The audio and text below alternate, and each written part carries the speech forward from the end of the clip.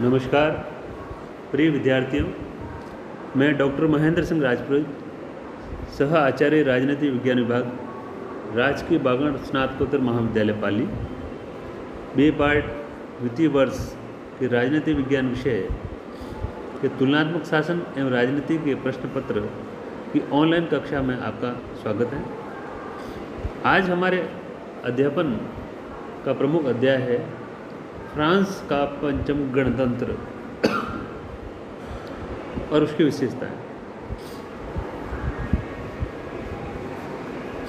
France के पांचवें गणतंत्र की कुछ प्रमुख विशेषताओं का जिक्र करने से पूर्व थोड़ा सा हम यहाँ कुछ इंट्रोडक्शन बताना चाहेंगे कि चौथे पंचम गणतंत्र के संविधान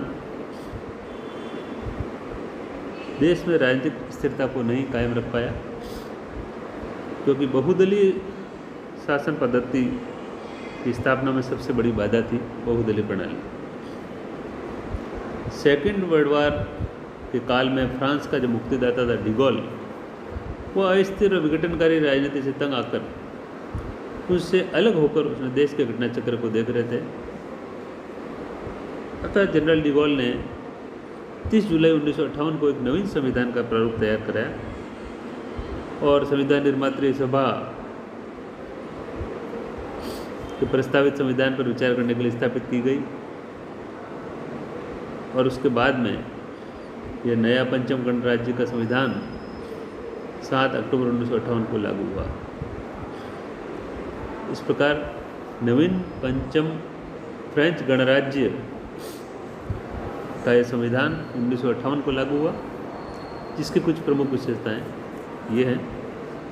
पहली विशेषता, लिखित एवं निर्मित संविधान, रिटन एंड इनेक्टेड कॉन्स्टिट्यूशन।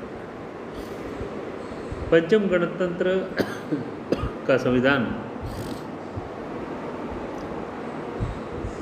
राष्ट्रपति डिगोल के द्वारा करवाया गया था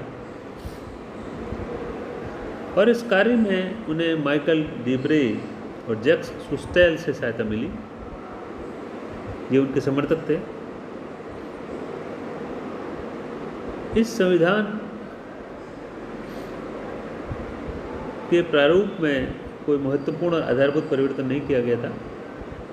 तत्पश्चात संविधान पर मंत्रिमंडल और गणतंत्र परिषद पर विचार किया गया और अंत में जनता ने जनमत के द्वारा इस संविधान को स्वीकृति प्रदान की। इस तरह 7 अक्टूबर 1958 को लागू हुआ। इस संविधान में प्रस्तावना के अलावा कुल 15 अध्याय है, जिनमें 94 अनुच्छेद है, 94 आर्टिकल। परंतु भारत की तुलना में यह संविधान आकार में बहुत छोटा है। संविधान की दूसरी प्रमुख विशेषता है कठोर संविधान, रिजिड कॉन्स्टिट्यूशन। जैसे कि हम जानते हैं कि संविधान में संशोधन की साधारण विधि यदि नहीं होती है, कठोर विधि होती है, जटिल प्रक्रिया होती है, तो संविधान कठोर कहलाता है। तो फ्रांस का यह संविधान भी कठोर है, क्योंकि संशोधन विधि के अनुसार राष्ट्रपति, प्रधानमंत्री या संसद के सदस्यों के सुझाव पर संविधान में संशोधन प्रस्तावित किया जा सकता है, जो दोनों सदनों द्वारा पारित होना चाहिए। संसद द्वारा स्वीकृत किए जाने के बाद संशोधन प्रस्ताव पर जनमत लिया जाता है और यदि राष्ट्रपति संशोधन प्रस्ताव को संसद के समक्ष प्रस्तुत करने का निर्णय ले और सम्मेलन उसे 3/5 बहुमत से पारित कर देता है, तो उसे जनमत संग्रह के लिए पेश करने की आवश्यकता नहीं।